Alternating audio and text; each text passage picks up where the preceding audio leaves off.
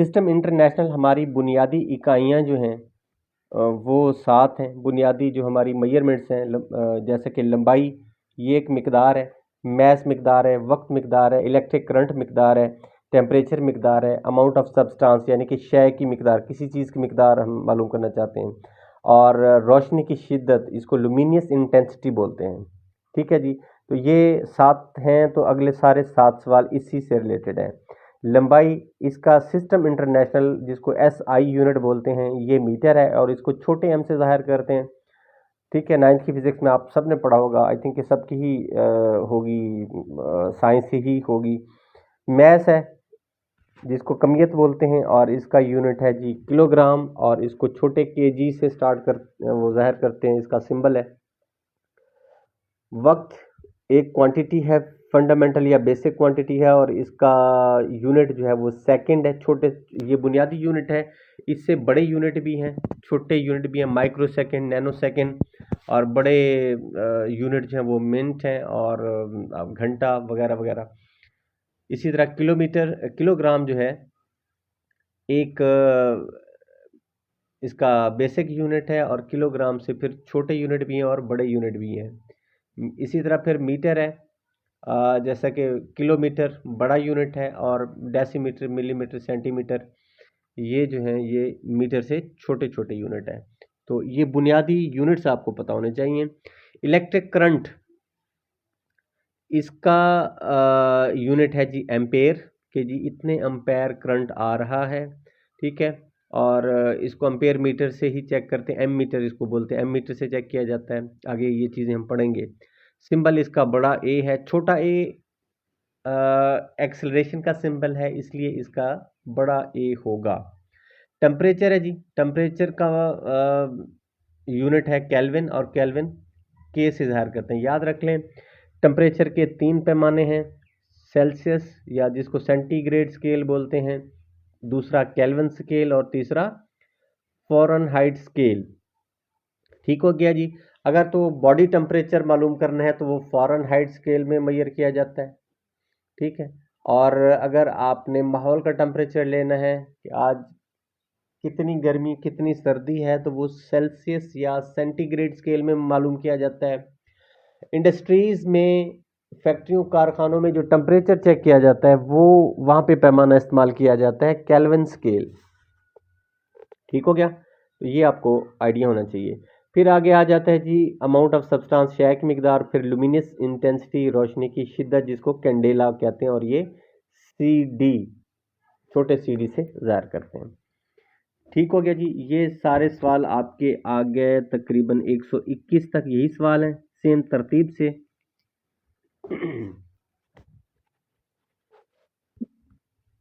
Okay जी, अब हम आते हैं आगे।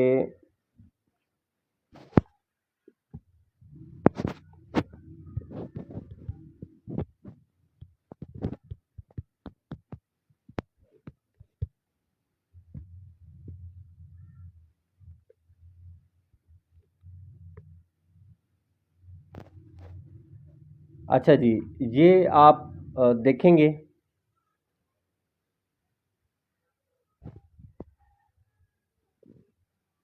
ये मैं स्क्रीन भी शेयर कर रहा हूँ, यहाँ पे आपको ये मिल जाएगा।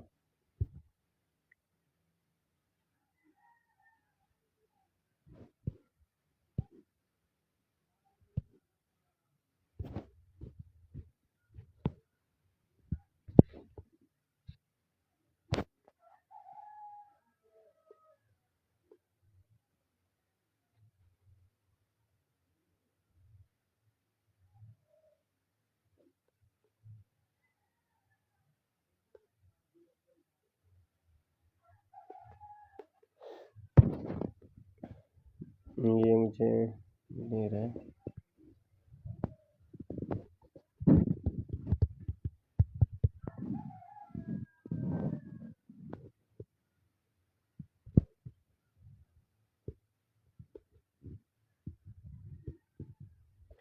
अच्छा, कभी आपने जो टेबल है ना वो याद किए? जी सर। उस जो टेबल हमें दिया जाता है उसकी बैक साइड पे ये कुछ पैमाने दिए होते हैं। ठीक है जी,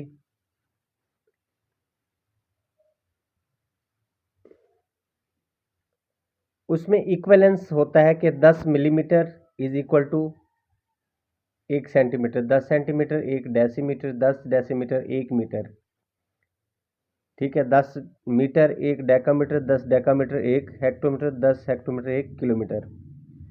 वो मैं देख रहा हूँ कि अगर यहाँ से मिल जाते हैं ना, हाँ ये मिल गया जी। एटलीस्ट ये आपने याद करने हैं। इसमें आ गया जी 10 मिलीमीटर 1 सेंटीमीटर के बराबर है और 10 सेंटीमीटर 1 डेसीमीटर और 10 डेसीमीटर 1 मीटर और 1 किलोमीटर में 1000 मीटर। ये पैमाने याद कर लें, ये आपको बड़े काम आएंगे। सर ये आपके पास पेज है तो ग्रुप में शेयर कर दें, वहां से देख लेते हैं।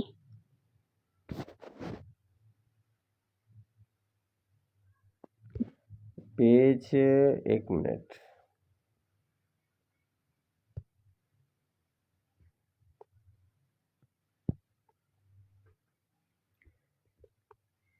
ये मिलता है, मैं आपको बताऊं,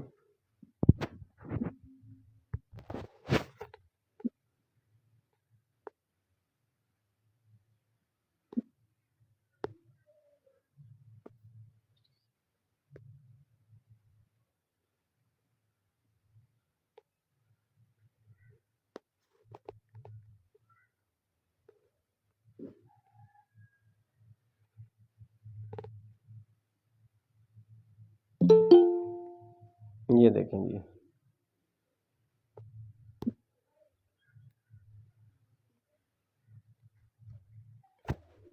हो गया। जी सर। जी सर। ओके जी, इसमें आप देखें कि 1 सेंटीमीटर 10 मिलीमीटर के बराबर होता है। बल्कि अगर मैं आपको इधर ना बोर्ड पे लिख के सेंड कर दूं तो वो शायद आपको ज़्यादा पता चल जाएगा। कि मुझे तो बचपन में मैंने याद किए थे 2 क्लास में या 3 क्लास में, अभी तक याद है कि 10 मिलीमीटर से अगर आप स्टार्ट करें ना, वो छोटा पैमाना है, वो इक्वल होता है 1 सेंटीमीटर के, यानी कि 10 mm is equal to 1 cm। फिर 10 सेंटीमीटर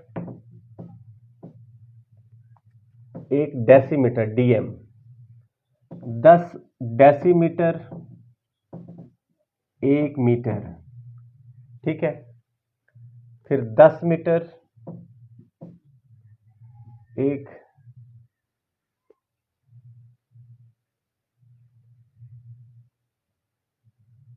बल्कि आप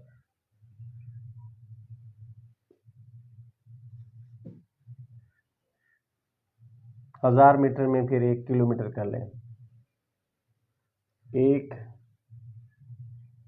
माइल जो है उसमें होते हैं 1.6 किलोमीटर।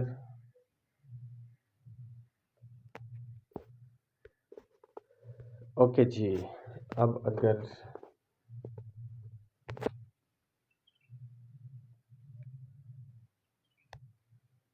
ये आपको कुछ नज़र आ रहा हो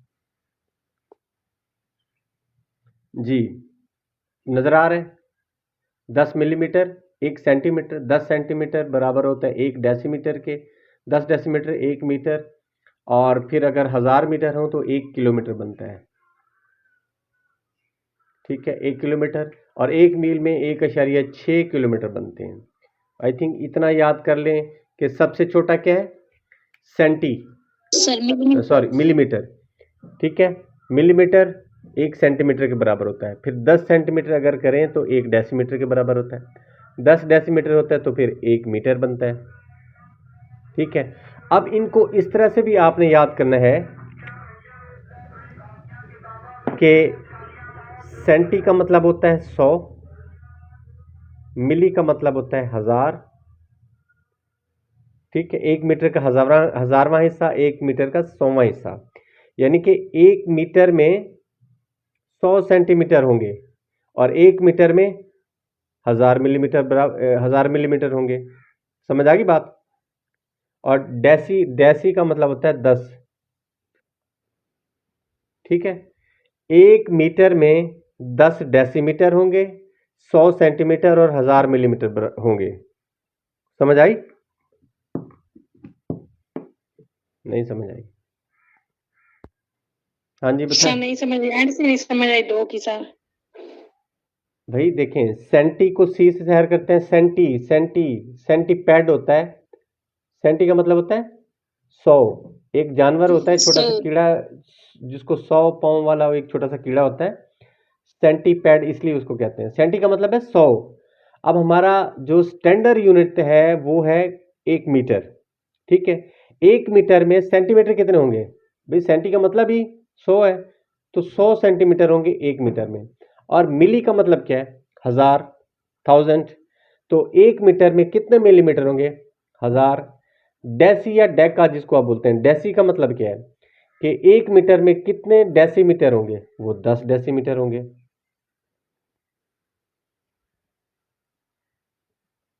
समझ आइए कुछ?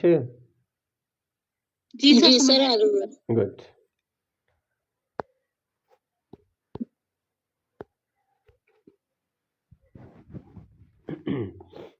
ये एक्चुअली ये स्केल आपने ना नहीं याद किए हुए। अगर आप किसी देहाती स्कूल में पढ़े होते हैं ना, गांव के स्कूल में, तो ये चीज़ें बड़ी ज़बरदस्त तरीके से याद करवाई थी। और वो ऐसी रटी हुई हैं कि कभी वो ना भूलती हैं ना उनको कोई रिकॉल करने की ज़रूरत पड़ती है। इसी मुझे तरह एफएससी में की थी याद, उसके बाद तो नहीं पढ़ी कहीं पे जी फिजिक्स में। एफएससी में पढ़ी थी फिजिक्स में। जी फिजिक्स में ये तो बात की बात है। पहले एक जब हम टेबल याद करते थे ना, 2 3 4, वो एक छोटी सी बुकलेट मिलती थी जिसके ऊपर टेबल लिखे होते थे। उसके साइडों पे ना वज़न के पैमाने, हजम के पैमाने, और उर्दू में बता रहा हूँ, और उसके बाद लंबाई के पैमाने, वक्त के पैमाने। ठीक है, लंबाई यही है। इसमें मिलीग्राम से स्टार्ट होता था, मुझे याद है। 10 सॉरी मिलीग्राम नहीं, वो तो वज़न के हो जाते हैं। हाँ चले वजन की ही करें। 10 मिलीग्राम एक सेंटीग्राम, 10 सेंटीग्राम एक डेसीग्राम, 10 डेसीग्राम एक हेक्टोग्राम, 10 हेक्टोग्राम एक किलोग्राम, 10 किलोग्राम एक आगे और भी चलते चले जाते थे। अब शायद उतने मुझे याद नहीं है।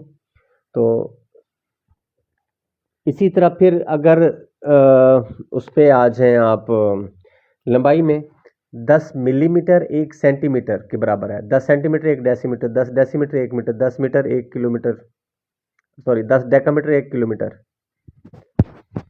10 किलोमीटर एक हेक्टोमीटर, 10 हेक्टोमीटर फिर आगे एक वो आगे बहुत सारे क्विंटल और पता नहीं क्या क्या चले जाते थे।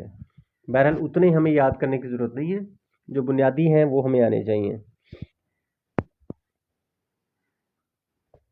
ये वही चीज़ें हैं जी कि सेंटीमीटर 1 मीटर में कितने होंगे? 100, वो आपको बता दिया।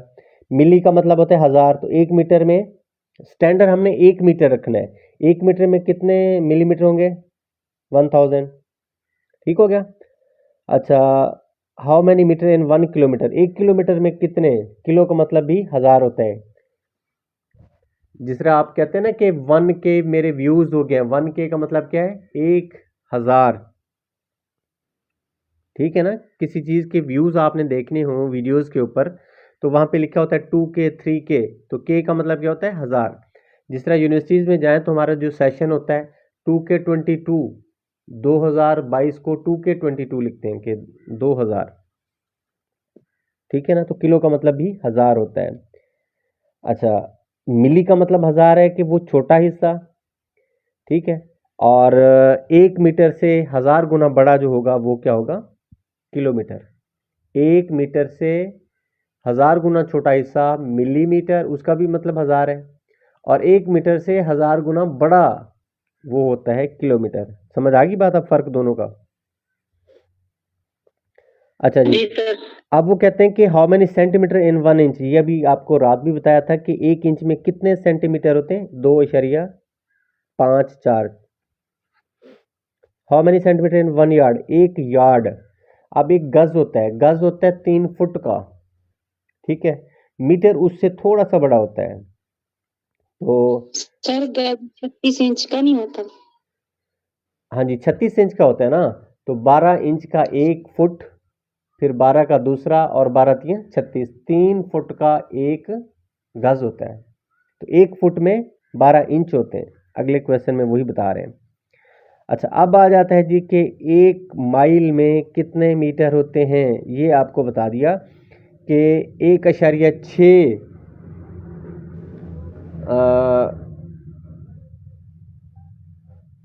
किलोमीटर होता है, यानी कि 1.5 किलोमीटर से ज़्यादा। तो 1 किलोमीटर में तो 1000 मीटर होते हैं, तो 1.5 किलोमीटर में कितने होंगे, यानी कि 1.6 में कितने होंगे। इसको 10 से आप मल्टीप्लाई करेंगे, 100 से मल्टीप्लाई करेंगे, तो ये आपका बन जाएगा जी 1609। हमारे लिए तो ये हलवा है, सिंपल है, ये तो याद करने का या इनको रीड आउट करने का मेरे ख्याल है कोई मकसद नहीं है। लेकिन आप लोग ज़रा मेरे ख्याल है कि परेशान हो रहे हैं। आई थिंक अदील और गुल मोहम्मद को भी ये चीज़ें कोई इतनी मुश्किल नज़र नहीं आ रही होंगी। जी सर, ऐसे ही है। ये बिल्कुल इतनी सादा 2, 3, 4 क्लास का ये सिलेबस है प्राइमरी का। सर जी, हाँ जी।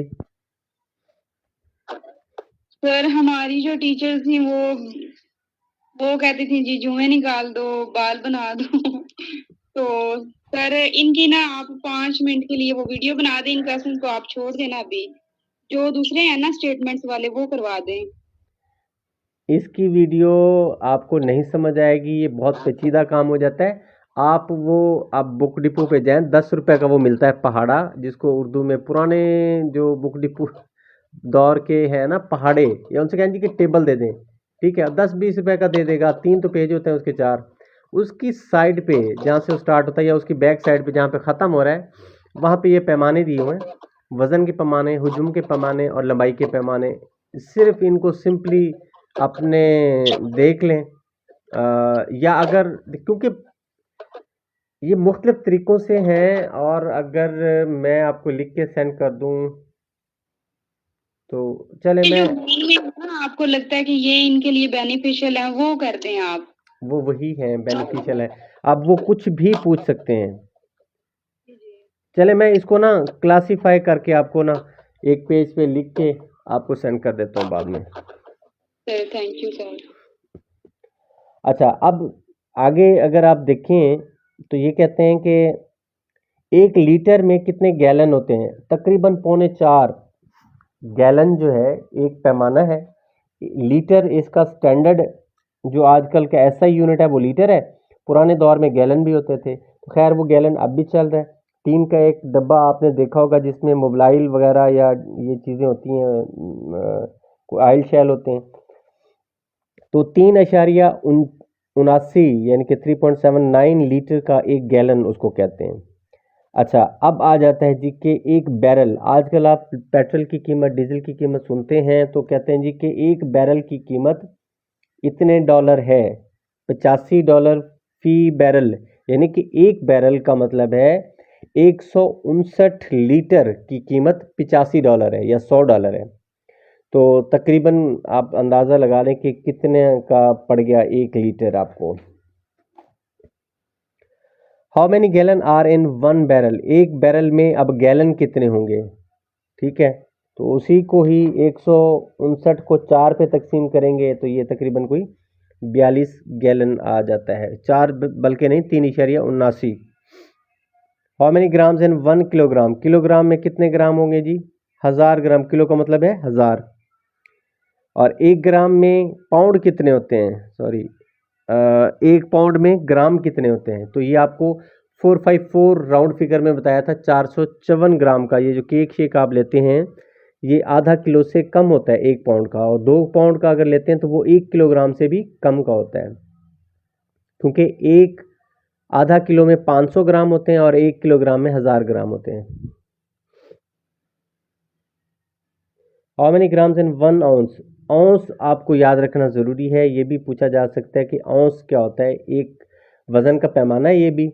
28 ग्राम का 1 औंस होता है। जब आप कीमती चीज़ें, वैसे तो आपने वो पुराने दौर के तोले माशे सुने होंगे ना, इतने तोले इतने माशे, वो सोने के हिसाब से। तो ये वो औंस है। और पाउंड है। ये बड़ी महंगी महंगी चीज़ें जो हैं वो फिर औंसों में या ग्राम्स में बेची जाती हैं, तोली जाती हैं। 28 ग्राम का 1 औंस होता है और 1 पाउंड में 16 औंस होते हैं। ये अब देख लें कि आपको, हमें तो ये वैसे ही याद है कि ये तो रूटीन में हमारी डेली लाइफ में या इधर उधर हमने ये देखी हुई हैं और हमें आइडिया है, इसका कोई इतना मुश्किल वाला कोई सिलसिला नहीं है। लेकिन आप लोग शायद ये ज़रा कंफ्यूज हो रहे होंगे इनकी डिजिट्स और ये इनको कैसे याद करें। सर ये सर ये पाउंड पता किस तरह चलेगा? औंस देखें ना, 1 ग्राम को उन्होंने स्टैंडर्ड बनाया हुआ है। 1 ग्राम, आपको पता है कि 1 तोला तकरीबन 12 ग्राम का होता है। 12 ग्राम वजन है सोने का, तो वो 1 तोले के बराबर होता है। ठीक है, जो 10 ग्राम है वो 1 तोले से 16 ग्राम नहीं होता? जी 12 होता है। 12 होता है, 12। 10 ग्राम की कीमत वैसे बताते होते हैं वो तोले से थोड़ा सा कम होता है। जो आप खबरों में रेट सुनते हैं, 10 ग्राम सोने की कीमत इतने 16 लाख। ग्राम होता है या 12? 12। अच्छा जी, तो ये 28 ग्राम का 1 औंस है, यानी कि आपके कितने तकरीबन 2 तोले से थोड़ा सर सा एक ज़्यादा चीज हो गया। पूछना थी। ओके जी, उसके बाद है ये अहम सवाल हैं जी, 3 जो आपको बताए थे कि अदील ने करवाने हैं, तो ये मैं सर ये जो औंस है ये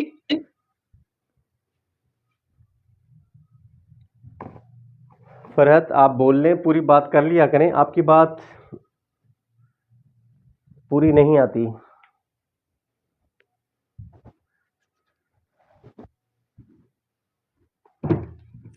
सर मेरी आवाज आ रही है आपको? हाँ जी, बोलें बोलें। सर गुजारिश ये है कि ये जो औंस है इसमें किस चीज का वेट किया जाता है? आप मट्टी का कर लें, सोने का कर लें, चीनी का कर लें, किसी भी चीज़ का वज़न कर लें। ये तो आप देखें ना कि आप जाते हैं, फॉर एग्ज़ाम्पल में आज सर्दी है, मौसम है, आप ज़ाफ़रान लेने चले जाएँ। वैसे तो आम दुकानदार उसको तोले माशे में देते हैं, लेकिन जो इसका स्टैंडर्ड यूनिट है, कुछ चीज़ें औंसों में मिलती हैं, कुछ केमिकल्स मिलते हैं।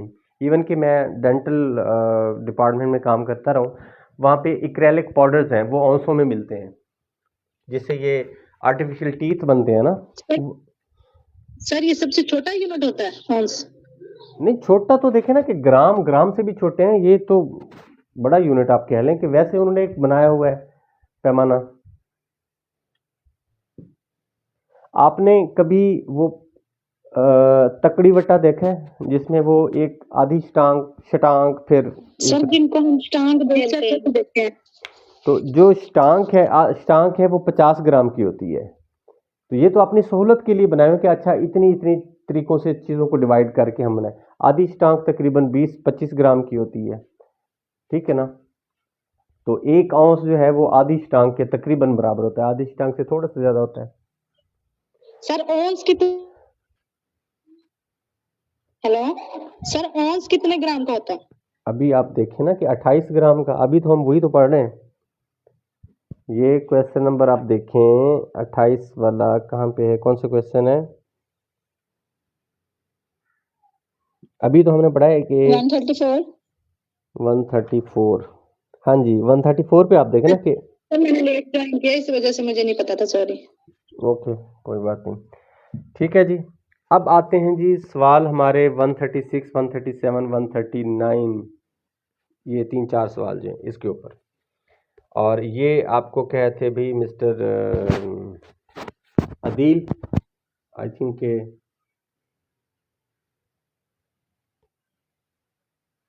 क्या वो अभी सारे लोग लेफ्ट करते जा रहे हैं? ये कोई इंटरनेट का इशू होगा, मैं भी बड़ा मुश्किल से ज्वाइन हुआ। परत आपका ना जब आप बोलते हैं तो कट कट के आवाज़ आती है, फिर आप रुक जाते हैं, फिर दोबारा बोलते हैं। आपका नेटवर्क का ना बहुत ज़्यादा इशू है कोई। अच्छा जी, अब सवाल नंबर देखें कि आपके पास पैमाने हैं।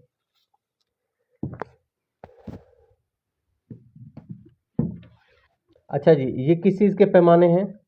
फ़ारेनहाइट, सेल्सियस और केल्विन स्केल, किस चीज़ के पैमाने हैं? ये टेम्परेचर ये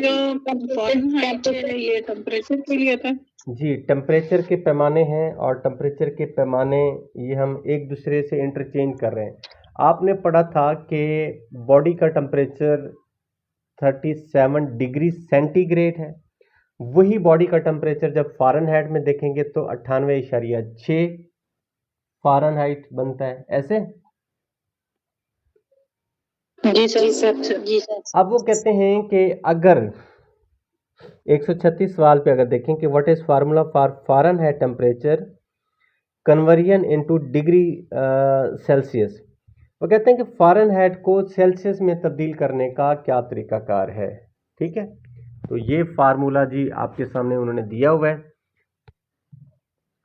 वक्त बचाने के लिए मैंने पहले लिख रखा था कि F-32 मल्टीप्लाई 5/9। अच्छा, अब F क्या है? वो कहते हैं कि जी वो कौन सा फ़ारेनहाइट का पैमाना है जिसको आपने सेंटीग्रेड में तब्दील करना है, उसको लिखना है यहाँ पे। बाकी फार्मूला ये वाला वैसे का वैसे लिखना है। और 98 फॉर एग्जांपल ये मैंने नोन है इसलिए क्योंकि हम जानते हैं कि 98 हमारा बॉडी का टेम्परेचर है और ये सेंटीग्रेड में तब्दील करेंगे तो ये 37 आना चाहिए, इसलिए मैंने ये लिया है। इसको तकसीम आप पुट करें इसमें कि 98 फ़ारेनहाइट टेम्परेचर है, बाकी सारा फार्मूला वैसे लिखें, इससे माइनस करें 32, मल्टीप्लाई करें 5/9 से। ठीक है जी, तो ये आ जाता है 66 और ये मल्टीप्लाई करें 5/9 से। कैलकुलेट जब आप करेंगे तो ये बनता है 36.65 या इसको ऑलमोस्ट राउंड फिगर में करेंगे तो ये 37 डिग्री सेंटीग्रेड बन जाएगा। इसको आप कह लें। समझ आई इस बात की? ये एक छोटा सा क्वेश्चन था, हल कैसे करना है। जी सर। ठीक है ना, कि फार्मूले तो लिखे हुए हैं, उनको हमने याद तो करना है अपने रटे से, लेकिन क्या ये वाकई एक दूसरे को कन्वर्ट कर देते हैं कि फ़ारेनहाइट को सेंटीग्रेड में आपने तब्दील करना है? तो ये कर देते हैं। ठीक हो गया। अब सवाल आ जाता है अगला, क्वेश्चन नंबर 137 है। वो कहते हैं कि what is formula for Fahrenheit temperature conversion into kelvin. Fahrenheit को केल्विन में तब्दील करना, ये बाद में देखते हैं। इससे ऊपर अगर आप देखें 138, वो कहते हैं कि formula degree Celsius temperature convert into Fahrenheit. पहले हमने फ़ारेनहाइट को सेंटीग्रेड में तब्दील किया, 37 आया। ठीक हो गया। अब सेंटीग्रेड को फ़ारेनहाइट में तब्दील करना हो तो क्या होगा? तो ये फार्मूला है जी C, इधर 5/9 था, इधर 9/5 बन जाएगा। इधर 32 माइनस हो रहा था, इधर 32 जमा हो रहा है। तो ये फ़र्क है जी, फार्मूला आपने याद रखना है। तो आप अगर देखेंगे ये सेंटीग्रेड स्केल पे कोई भी कीमत आप सेंटीग्रेड की रखें। फॉर एग्जांपल हम रखते हैं जी कि 37 बॉडी टेम्परेचर है, उसी को हम कर रहे हैं। बाकी सारा फार्मूला वैसे रखेंगे, 9/5 जमा 32। ठीक है, कि हम 37 अगर हमारा डिग्री सेंटीग्रेड में स्केल है तो ये फ़ारेनहाइट में कितना होगा वो उसको हम देख रहे हैं। तो ये आप जी सबसे पहले डिवाइड करें, तकसीम करें, कैलकुलेट करें इसको। ठीक है, इसको इस पे तकसीम कर लें, 1.8 बनता है। 1.8 को जब 37 से मल्टीप्लाई करेंगे तो 66.6 बनता है। 66.6 में ये वाला 32 जमा करेंगे तो ये बन जाएगा 98.6। अब ये क्या बन गया? ये फ़ारेनहाइट स्केल बन गया आपके पास। यानी कि पहले 37 था हमारे पास डिग्री सेंटीग्रेड, ठीक है, ये वाला, इसको हमने फ़ारेनहाइट में तब्दील करना था तो उसके साथ ये वाली फार्मूला लगाया और जवाब हमारे पास ये आ गया। सर जी ये फ़ारेनहाइट या सेंटीग्रेड पहले गिवन होगा ना? हाँ हाँ, एक चीज़ दी हुई होगी ना, गिवन होगा, बिल्कुल गिवन होगा। तो ये तो मैंने एग्जाम्पल के तौर पे 37 और 98 को लिया है कि क्या ये वाकई जो हम पढ़ते हैं 37 और 98 एक तो याद भी हो जाए, कि पूछ लेते हैं कि जी बॉडी टेम्परेचर फ़ारेनहाइट में कितना है और सेंटीग्रेड में कितना है। 37 और 98 याद भी हो जाए और दूसरा एग्जाम्पल हमें याद है, दोनों बराबर हैं। अच्छा जी, जो तीसरा सवाल था इसका 137, ये था जी कि फ़ारेनहाइट को तब्दील करना है आपने केल्विन में। तो इसके साथ आपने क्या लगाना है? ये तो सर ये डिग्री नहीं है, डिग्री को केल्विन में। जी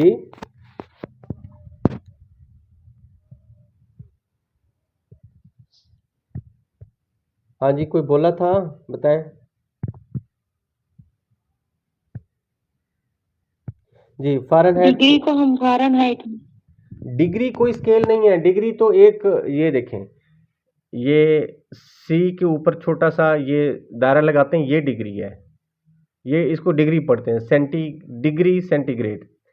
एफ है तो इसके ऊपर ये छोटा जीरो लिखते हैं तो डिग्री फ़ारेनहाइट। के है, के ऊपर कुछ नहीं लिखते, इसको सिर्फ केल्विन पढ़ते हैं, केल्विन के साथ डिग्री नहीं लगता। Centigrade, degree centigrade, degree Fahrenheit और केल्विन अकेला, ठीक हो गया। डिग्री कोई और स्केल नहीं है, डिग्री सिर्फ ये छोटा जीरो लगाते हैं इसके ऊपर और इसको पढ़ते हैं सिर्फ। अच्छा जी, अब अगर देखेंगे आप इस, एक तो रिफ्लेक्शन शायद हो रही है, नजर आ रहा है आपको?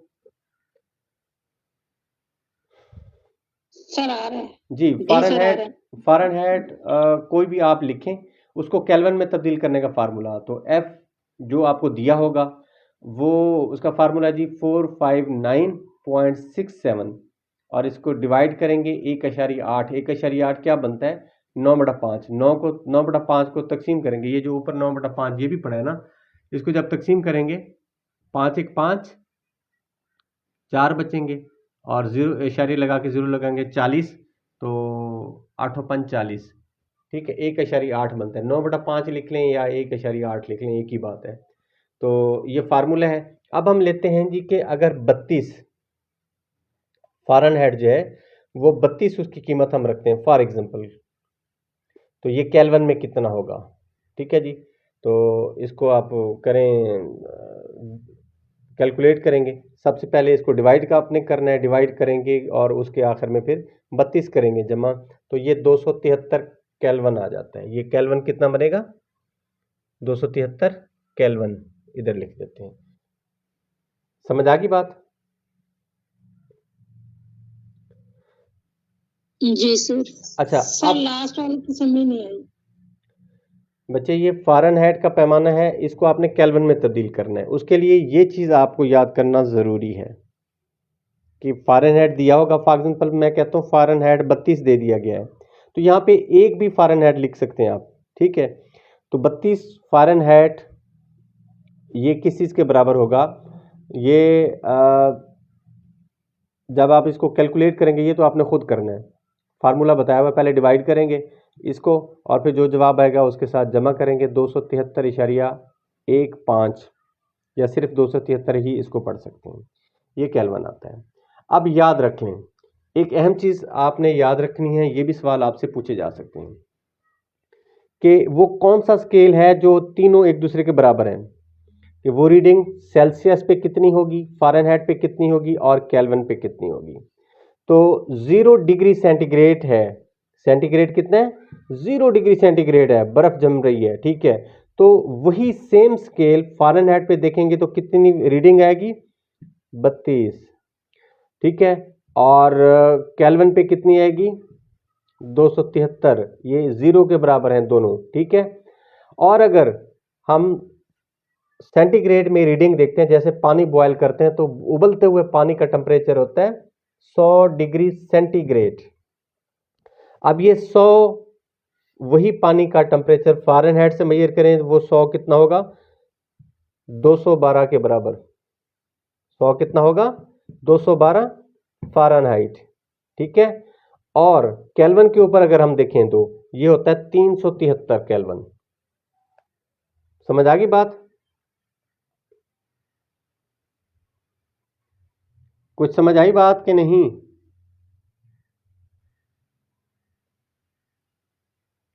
जी जी सर, क्लियर है। हाँ जी, क्लियर है सर। आपके अलावा अदील, बाकी लोग, आपके लिए तो ये बिल्कुल हलवा है, ये तो सारी चीजें आपने पढ़ी हैं, आती सर हैं। ये फिर बराबर कैसे होंगे? वेरी गुड भाई, मैं ये कह रहा हूं कि ये अलग अलग 3 स्केल हैं। जैसे कि हमने पढ़ा था कि अगर आप अपने हॉकी के ग्राउंड को या वॉलीबॉल का जो आपका कोर्ट है वॉलीबॉल कोर्ट को या तो गज़ों में मेजर कर लें, या फुटों में मेजर कर लें, या फिर मीटरों में मेजर कर लें। ठीक है, तो वो अलग अलग उनकी वैल्यू होगी ना। फॉर एग्जांपल 18 ज़रबे 9 ये तो होगा आपका मीटरों में, और गज़ों में मेजर करेंगे तो ये तकरीबन होगा 25 ज़रबे 15, मैं मिसाल दे रहा हूँ। ठीक है, 25 ज़रबे 13 या 15 इतना आएगा गज़। और अगर फुटों में मेजर करेंगे तो वही कोट की लंबाई एक जितनी वही है ना, लेकिन उसको शो कर रहे हैं आप फुटों में, तो हो सकता है कि 35-70 का आ जाए, 35 ज़रब 70 फुट। ठीक है, तो टेम्परेचर वही है, जीरो टेम्परेचर सेंटीग्रेड पे है, वही जीरो फ़ारेनहाइट पे कितना शो होगा 32 होगा, वही जीरो केल्विन में कितना शो होगा 273। सेंटीग्रेड स्केल, अच्छा उबलता हुआ पानी है, इसको सेंटीग्रेड पैमाने से मेजर करेंगे तो ये 100 डिग्री सेंटीग्रेड होगा। फ़ारेनहाइट से उबलते हुए पानी को मेजर करेंगे तो उसकी रीडिंग आएगी 212 डिग्री फ़ारेनहाइट, और उबलते हुए पानी को आप मेजर करेंगे केल्विन स्केल से तो ये 373 की रीडिंग आएगी। क्लियर? तो ये भी पूछा जा सकता है कि 0 डिग्री सेंटीग्रेड कितने फ़ारेनहाइट के बराबर है 32 के, और कितने केल्विन 273 केल्विन, ये तीनों की वैल्यू एक है। और 100 डिग्री सेंटीग्रेड 212 फ़ारेनहाइट और 373 केल्विन, इन तीनों की रीडिंग या वैल्यू सेम है। क्लियर? जी सर, मतलब वो 0 का भी पूछ सकते हैं, 10 का भी पूछ सकते हैं, 50 का भी पूछ सकते हैं, लेकिन आपने 0 और 100 करवाया तो फेमस जो है ये 2 है, हाँ जी, नुक्ता अंजुमाद और नुक्ता पिघलाओ। हाँ जी, बॉइलिंग पॉइंट और मेल्टिंग पॉइंट। जी sir, thank you sir. Okay जी, बाकी कोई भी रीडिंग हो उसको फार्मूले दिए हुए हैं, वो आप डिवाइड और मल्टीप्लाई जो भी करना है वो कैलकुलेट कर लें। ओके जी, उसके बाद है एल्टीमीटर, इंस्ट्रूमेंट्स आ गए हैं अब। तो एक्सक्यूज मी, जो आपने लिखा हुआ था वो ग्रुप में सेंड कर देना। हाँ जी, हाँ जी, ये वीडियो में भी आ गया है, वैसे भी चले मैं पिक बना के सेंड कर देता हूँ आपको। ओके जी, जल्दी जल्दी हम इसको ख़त्म करते हैं। एल्टीमीटर, एल्टीट्यूड नाम से ज़ाहिर है, हाइट को मेजर करने के लिए। एम मीटर, अभी हमने थोड़ी देर पहले पढ़ा था, ये इलेक्ट्रिक करंट को मेजर करने के लिए इस्तेमाल होता है। इनेमोमीटर, अनेमोमीटर, ठीक है, जब खिलाड़ी दौड़ रहा होता है और साथ में हवा चल रही होती है, हवा की स्पीड को ये मेजर करने वाला आला है कि कितनी एक जगह पे फिक्स कर दिया जाता है। पुराने दौर में या अब एक मैनुअल तरीका है हवा की डायरेक्शन मालूम करने का, कि वो रिंग लगा के उसके साथ कोई कपड़े पीले कलर का या ऑरेंज कलर का कपड़ा आपने देखा होगा, रेड कलर का, वो लगा दिया जाता है, दूसरी साइड से कपड़े को थैला बना के दूसरी साइड से खोल दिया जाता है ताकि हवा पास हो। तो वो जिस साइड पे वो हरकत करेंगे वो पता चल रहा होगा कि शुमाल से जुनूब की तरफ हवा चल रही है। लेकिन हवा कितनी स्पीड के साथ चल रही है ये एक आला मिलता है, उसको हम कहते हैं एनेमोमीटर।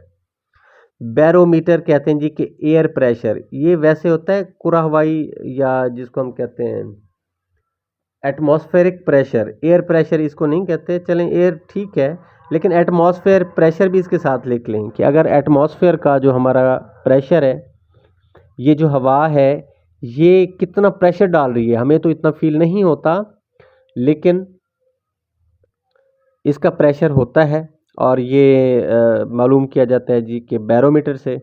और फिर है कोई किसी ख़ास एक गैस का, क्योंकि हवा मिक्सचर है मुख्तलिफ़ गैसों का, इसमें ऑक्सीजन भी है, कार्बन डाइऑक्साइड है, कार्बन मोनोऑक्साइड है, नाइट्रोजन है, वगैरह वगैरह बहुत सारी गैसेस हैं। तो इतनी सारी गैसेस का मजमुआ हवा है, उसका प्रेशर मालूम करने के लिए बैरोमीटर है। लेकिन कोई एक ख़ास गैस है, उस गैस का प्रेशर मालूम करने के लिए ये होता है जी मैनोमीटर। जैसा कि मीथेन गैस, ये जो हम गैस चूल्हे में गैस सिलेंडर भरवाने जाते हैं और उसका प्रेशर आ रहा होता है उनकी गेज के ऊपर, वो मीटर जो शो कर रहा होता है उसकी सुई, वो होता है मैनोमीटर। और माइक्रोमीटर जो है, माइक्रो का मतलब होता है स्मॉल, छोटे से छोटा फासला या लंबाई मालूम करने के लिए माइक्रोमीटर होता है। और उसके बाद फिर है माइक्रोमीटर सक्रियो गेज के नाम से आपने सुना होगा, और वर्नियर कैलिपर और सक्रियो गेज, ये छोटे छोटे फासले मालूम करने के लिए मैट्रिक में प्रैक्टिकल भी किए होंगे डेफिनेटली। थर्मामीटर आपको पता है जी कि टेम्परेचर मालूम करने के लिए, हाँ जी, बॉडी का टेम्परेचर जो डॉक्टर के पास थर्मामीटर होता है उसमें कौन सा स्केल इस्तेमाल होता है, जल्दी से बताएं। सेफनोमीटर। हाँ जी, सेफनोमीटर। वेरी गुड मेरा पुत्र, सर वो तो मेरा ब्लड प्रेशर का होता है, ये सेल्सियस होता है, वो तो ब्लड प्रेशर का है। मेरे सेल्सियस बच्चे मेरे बच्चे बात सुन लें। आपको डॉक्टर बुखार कितना बताते हैं? कभी 102, 103, 104 बुखार है। Fahrenheit thermometer. थर्मोमीटर सर जी। और थर्मामीटर में कौन सा पैमाने, किस पैमाने का थर्मामीटर होता है? वो फारेनहाइट का होता है। फॉरेनहाइट सर जी, और जो ये बोल रही थी वो ब्लड प्रेशर का होता है। वो स्फिग्मोमैनोमीटर, वो तो बीपी चेक करने के लिए इस्तेमाल होता है। ओके जी, ये अगला क्वेश्चन वही आ गया कि बीपी चेक करने के लिए होता है स्फिग्मोमैनोमीटर। और टिंटोमीटर, ये कलर जो हैं आपके मुख्तलिफ रंगों को चेक करने पे मैच करने के लिए। अच्छा, टैक्योमीटर है जी, ये डिस्टेंस मालूम करने के लिए। अच्छा, ग्लूकोमीटर नाम ही जाहिर है, ग्लूकोज, ग्लूकोज, ब्लड शुगर जिसको आप बोलते हैं, शुगर चेक करने का जो एक आला है उसको ग्लूकोमीटर कहते हैं। ग्राफोमीटर, जब आप ग्राफ लाइन से लगाते हैं तो एक लाइन का दूसरी लाइन के साथ कौन सा एंगल बन रहा है, तो एंगल्स को मेजर करना है जी, ये कितने एंगल का है, 30 का है, 45 का है, 15 का, 60 का, वगैरह वगैरह, 90 का एंगल है, ये ग्राफोमीटर के ज़रिए चेक करते हैं।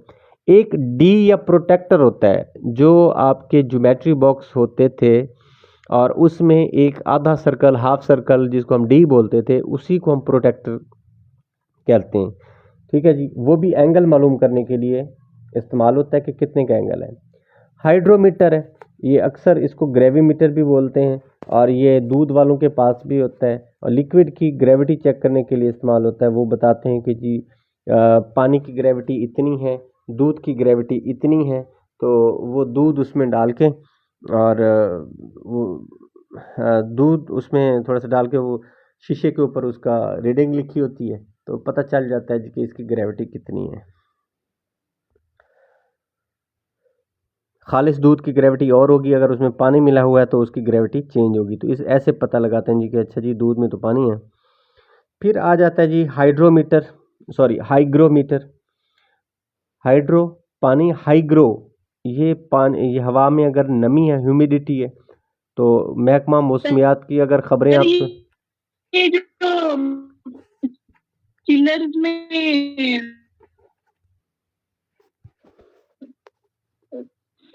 फैट और एल आर करते हैं। फरहत, आपकी एक भी बात नहीं समझ आई, आप क्या कहना चाह रहे हैं? किसी को बात समझ आई है इसकी? आवाज़ कट जाती है आपकी ना, बिल्कुल समझ नहीं आती।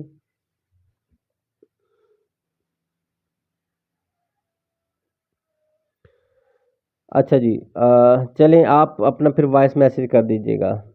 आपने नेटवर्क डे फर्स्ट से अभी तक ठीक नहीं किया, इसके लिए बेशक कोई और अगर आप सिम ले लें, सिर्फ इस वक्त आप यूज़ करें जब आप क्लास लें, बाकी आप अपना नंबर जो भी है ऑफिशियल नंबर चलाएं। अच्छा जी, तो हाइग्रोमीटर हवा में नमी मालूम करने के लिए, एल्गोमीटर पेन, दर्द, दुख, तकलीफ वगैरह आपको हो रही है, कितना पेन हो रहा है ये मालूम करने के लिए। स्किन फोल्ड कैलिपर उस दिन दिखाया भी था आपको, मेरे पास ये मौजूद था, तो ये बॉडी की फैट मालूम करने के लिए इस्तेमाल होता है। स्पायरोमीटर, ये आपको बताया था कि ट्रेडमिल के ऊपर जब आप खड़े होते हैं तो उस ट्रेडमिल के ऊपर आप हवा कितनी लेके जा रहे हैं, ऑक्सीजन, वो मास्क टाइप सिलेंडर होता है, वो आपको पहना दिया जाता है और उसकी रीडिंग आ रही होती है जी। सर ये एल्गोमीटर की का यूनिट क्या होता है, पेन जो हम मेजर करते हैं? यूनिट नहीं होता इसके ऊपर, फिर वो रीडिंग दी होती है कि ये इतना पेन हो रहा है। पेन का यूनिट तो कोई नहीं है, बस एक, ग्राफ वगैरह में शो होता होगा। हाँ जी, ग्राफ में या डिजिटल होगा, नंबरिंग में।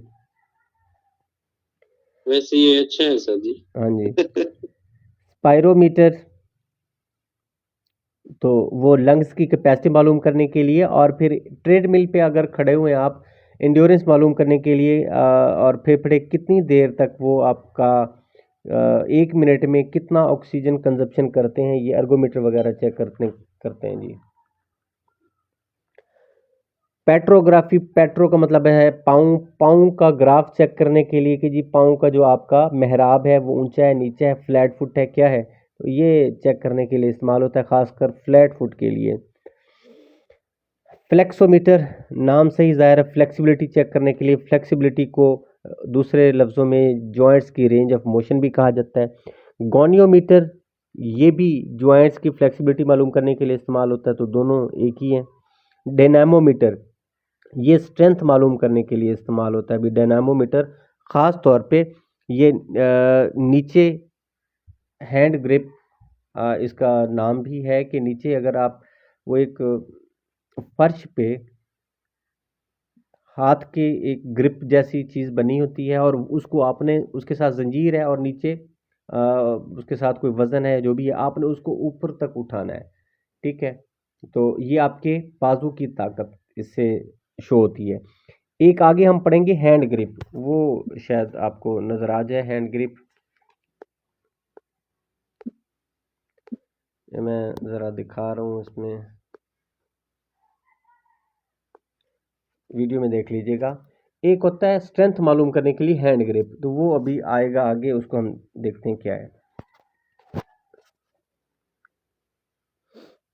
स्पीडोमीटर स्पीड के लिए होता है। Look into the external air cavity. Auto का मतलब, ऑटो जो है ना, ऑटो, ओटालॉजी, ओटालॉजी डिपार्टमेंट कान का डिपार्टमेंट है, ठीक है। बैरूनी कान का मुताला ऑटोस्कोप से किया जाता है। और रेटिना, आँख का जो पर्दा, चश्म इसको बोलते हैं। ऑफ्था का जो एक वर्ड है वो आँख के लिए इस्तेमाल किया जाता है, ऑफ्थोमोलॉजी।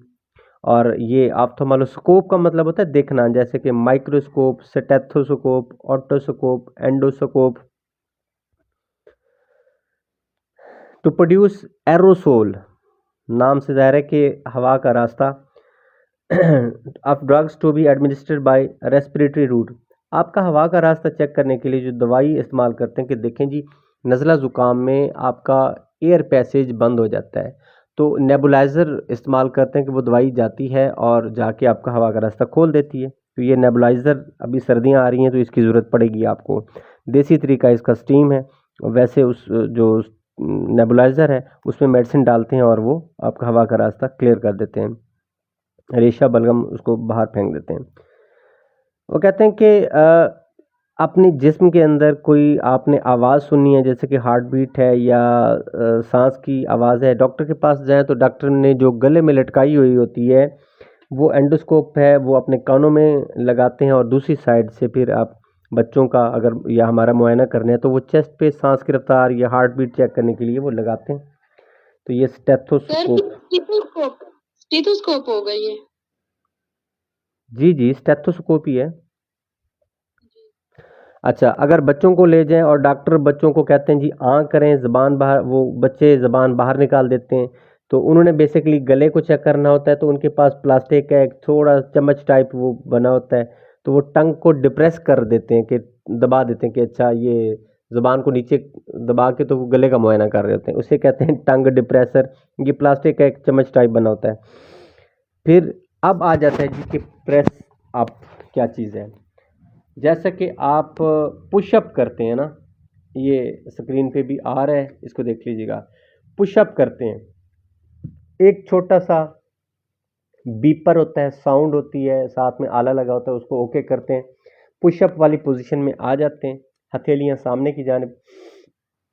और पुशअप में तो जल्दी जल्दी आप करते हैं ना, इसमें क्या होता है कि अपनी बॉडी को आप ऊपर की जानिब आप सीधा करेंगे, ठीक है, बाजू सीधे होंगे आपके। और दूसरी दफ़ा जब उसकी बीप बजेगी, जैसे कि 1 आप ऊपर हो गए, फिर 2, ठीक है, 2 पे फिर आप प्रेस करके अपने आप को ऊपर करेंगे, यानी कि रुक रुक के बॉडी को आप सहारेंगे, बर्दाश्त करेंगे, और फिर जब उसकी आवाज़ बजेगी तो फिर आपने अपने आप को प्रेस करना है, इसको कहते हैं जी प्रेस अप, पुश अप की तरह ही बिल्कुल सेम। बायोप्सी टेस्ट आपको पता है कि हमारे मसल्स की फाइबर यानी कि टिश्यूज वगैरह का मुताला, जिंदा टिश्यूज का मुताला बायोप्सी, और मुर्दा टिश्यू का मुताला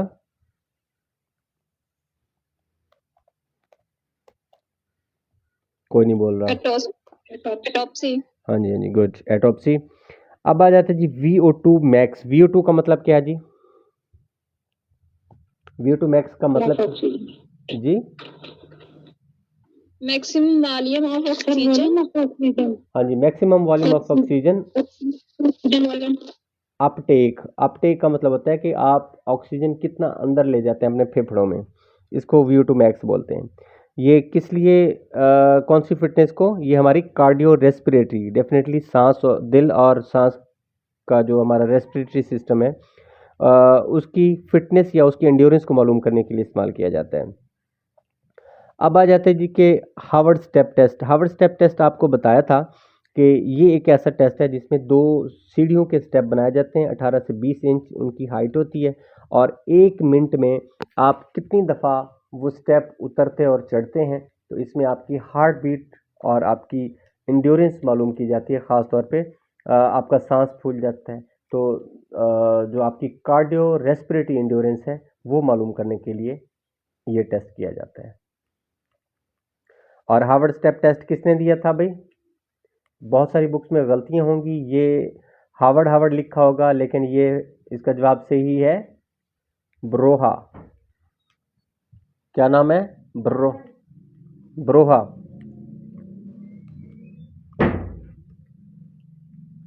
ओके जी, उसके बाद है क्विक फीट टेस्ट।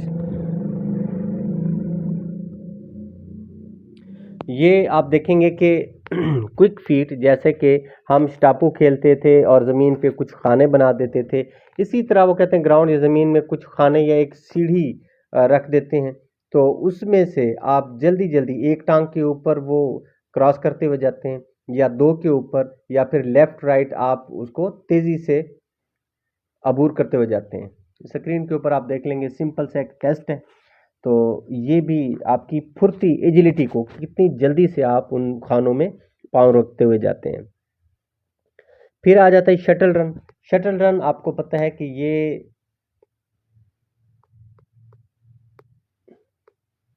एक मिनट, शटल रन किधर गया?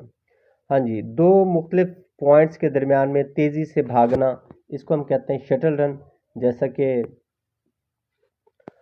10-10 मीटर के फासले के ऊपर या 20 मीटर के फासले के ऊपर कोन रखी हैं, एक कोन से दूसरे कोने की जानब, या आप घर के सहन में एक दीवार को हाथ लगा के दूसरी दीवार की जानब फिर इधर उधर भाग रहे हैं, इसको कहते हैं शटल रन। और शटल, हम ये जो हमारी रैकेट और शटल है, जिसको चिड़ी बोलते हैं, बर्डी बोलते हैं, तो इसको शटल इसलिए बोलते हैं कि एक रैकेट से दूसरे रैकेट की जानब इधर से उधर, इधर से उधर वो ट्रैवल कर रही होती है। Test bed.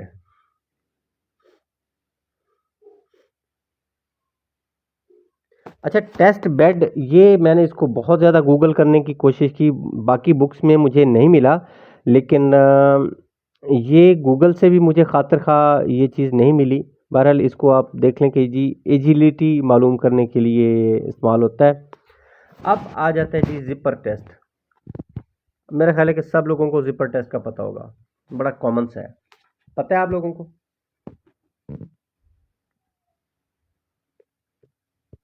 आइडिया है नहीं आपको? सर। नहीं पता? zigzag। जिग जैग नहीं, जिपर। जिपर बनाना है, 1 मिनट। ये एरम लोगों को तो मैंने क्लास में भी ये चीज़ें करवाई थी। बहरहाल मैं बताता हूँ, 1 मिनट।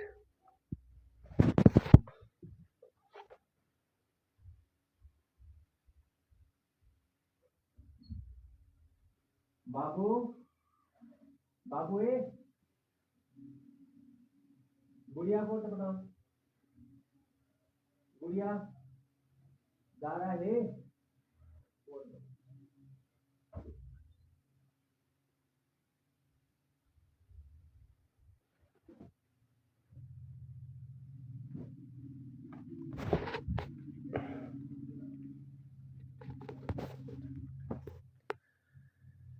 हाँ जी, 1 मिनट। अब मैं मोबाइल को किसी जगह रख कर दूं तो मैं आपको बताता हूँ। एक मिनट, मैं मोबाइल को ज़रा थोड़ा सा कर लूँ, मैं आपको बताता हूँ कैसे करते हैं।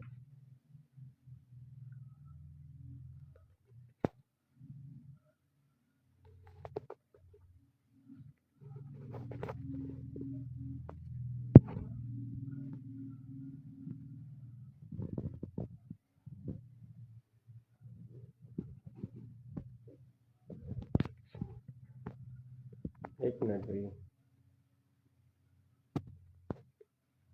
गुड़िया जल्दी आ।